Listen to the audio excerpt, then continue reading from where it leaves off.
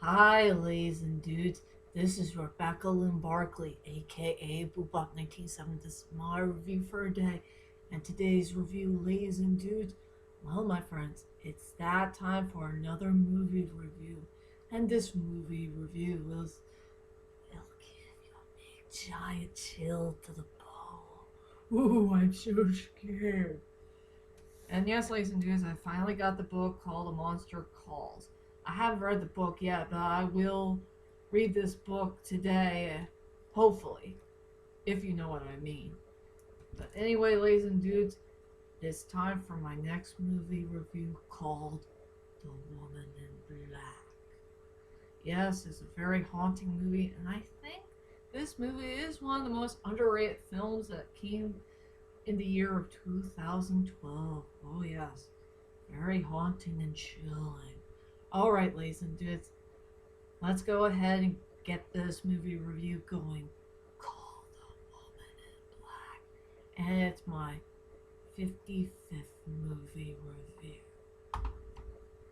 So all I could say about the plot of the story, it's a story about a young man named Arthur who went to surround in the middle of London to head on to this village where there's a mysterious haunted house that's being cursed by a very mysterious woman in black. And this woman in black is seeking out revenge in a very wrong way to kill so many innocent little kids by setting to them into death by a very unknown curse. And and the reason why those poor little kids are in a very bad unknown curse is the woman in black is still very angry and outraged about what happened to her child from a few years ago. Her child had gotten killed, no, or being drowned to death by a very big pile of quicksand mud or something like that. And it's up to Arthur to try to find a way to break the spell and try to save all those kids before another kid will be sentenced to death. And that's my whole entire plot of The Woman in Black. And I guess everybody wants to know is, what the heck do I think about this movie? To tell you the truth, this, ladies and dudes, I think it's a really good movie. I think it is a pretty underrated film. And this is one of Daniel Radcliffe's best performances that he did so far, along with the Harry Potter saga. But this is a non-Harry Potter movie. And I think he did a really good job making a very good, interesting film. But I do have some issues about this film, if you know what I mean. So anyway, ladies and dudes, let's head on to my strongest points and the weakest points of The Woman in Black. I will say for the strongest points for this movie is a tie. Just a tie. Between Daniel Radcliffe's performance and there's some scenes here and there that has no dialogue. I will say for Daniel Radcliffe's performance as a dude named Arthur, who's a widow dude who has a son. He lost his wife when she died at childbirth, and he's trying to take care of himself along with his son, and he has a nanny on his side, and he's a lawyer and going on this haunted house and try to solve the mystery of what had happened to the woman in black and her child. Yeah, I will say he did a pretty good job playing a very good young man. And I will say the best part about Daniel Radcliffe's performance is he does look kind of older. He's like in his 30s. And I think the creators, the producers, whoever these people are, they did a really good job making Daniel Radcliffe as an older person. He doesn't look like the character that he did for when he did Harry Potter like many years ago, if you know what I mean. He Yeah, he looks older, he looks more mature, he's way more of a better man than before. And I don't have anything else to say. So yeah, I will say Daniel Radcliffe did a pretty good job playing a really good, matured, headstrong character. And the other good, strongest point I love about the film is definitely a couple of scenes here and there in the movie that had no dialogue. I mean, I love this movie that has no dialogue at all. It's just a moment of silence. Let the scene of the movie try to take care of things itself, I guess. You know, the part with Arthur heading to that haunted house and he's trying to stay quiet as soon as he can, and he's hearing these strange noises here and there at that weird haunted house, and he wants to know what the heck is going on up there or downstairs, or something that's kind of haunting to him. It's hard for me to say. So yeah, this is one of the best movies I ever watched that has no dialogue at all. Well, there are some dialogues here and there, but I'm talking about the dialogue that came from that haunted house. Ooh, that gives me the chills to the bone. So yeah, I will say the two strongest points from the movie is the dialogue and Daniel Radcliffe's performance. And as for the weakest points of the movie is definitely the woman in black herself. I really don't like this character at all, and I really don't like the part for what she had done to those poor innocent little children. And this story did not make any sense for me. Is why the heck is she going after these children if these children had haven't done anything wrong to the woman in black? Is the woman in black herself really stupid or something? You know, casting a spell on those poor, sweet little innocent children and try to sentence them to death while she was still angry and frustrated and going on a rampage about what had happened to her son like a few years ago.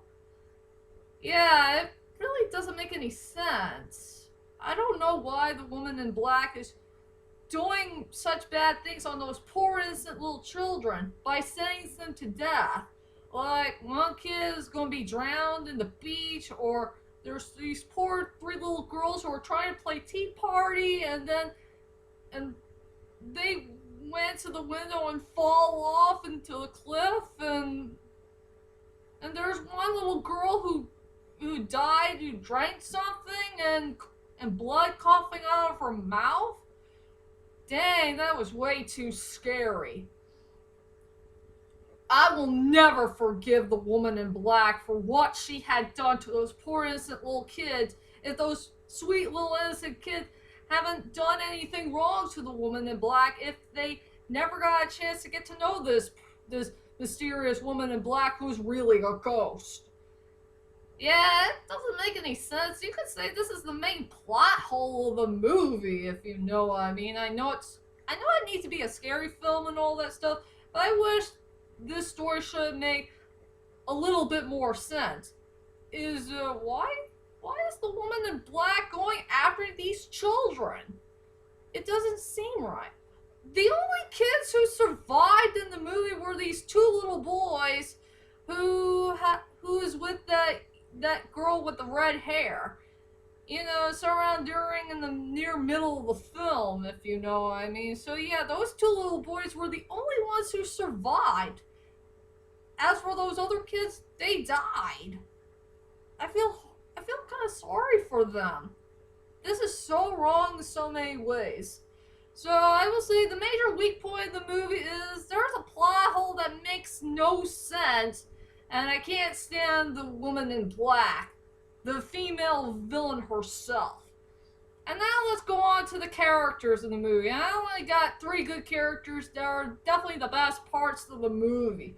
First off, we got a dude named Sam, a very close friend and a good ally to Arthur. I really do like Sam. Sam is a really smart, interesting character. I like his personality. I like his attitude. He's a very kind, honest man.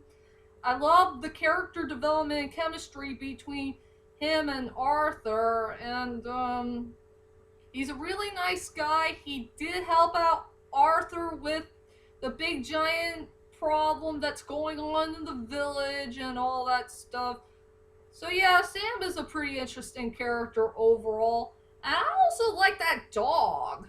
I don't know what the dog's name is, but that dog is a pretty smart one of the group. I think that dog knows what it's doing to keep an eye on Sam and Arthur while there's a big giant mystery going on.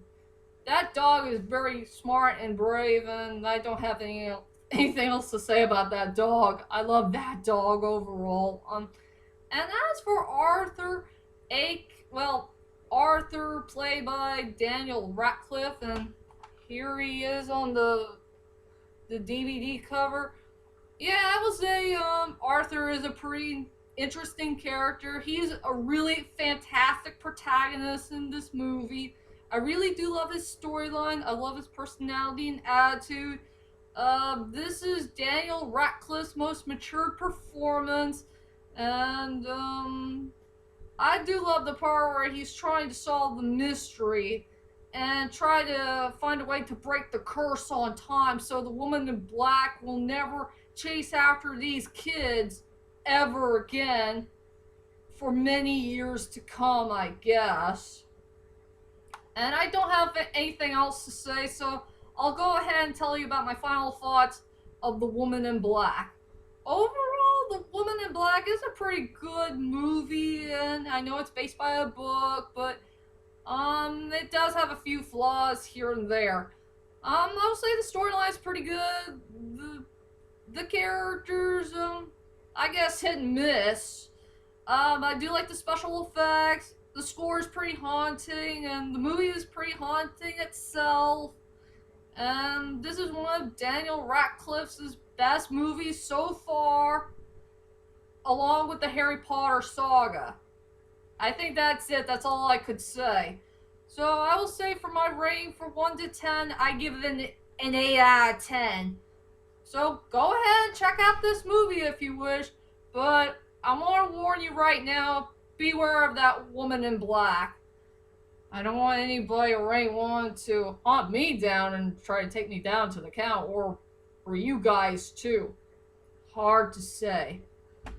So anyway, that's my whole entire movie review of The Woman in Black. I hope you enjoyed this movie review, and join me next time on my next movie review to come. Maybe I will do Pokemon 3 the movie, or Third Person, or Ninja Scroll, The Great Mouse Detective, The Wind Rises. It'll come by very soon, but I'll see you guys later. Sayonara.